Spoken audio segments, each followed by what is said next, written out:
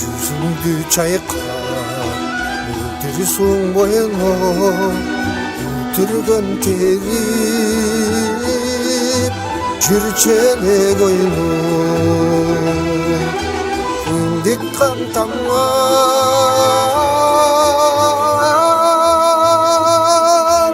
Utmandu celim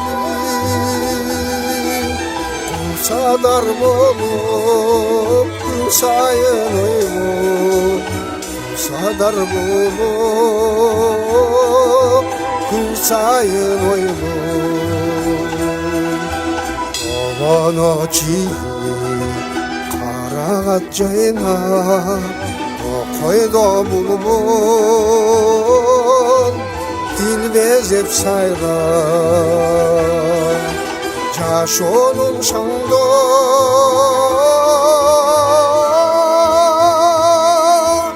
Muzasın çalıp Kürkömün beni Turgan sıytar bab Kürkömün beni Turgan sıytar bab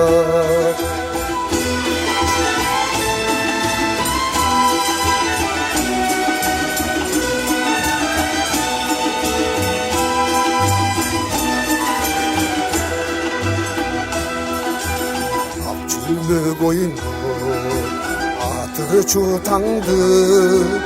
Armansız gündür Özünde kaldı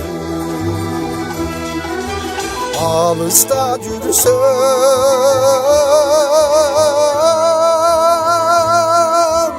Demler dayım Yüzünden algan ömrün şamı Yüzünden algan ömrün şamı Dikkan tamam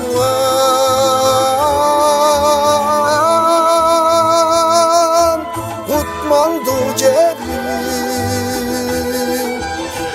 Sadar bolup sayın oymu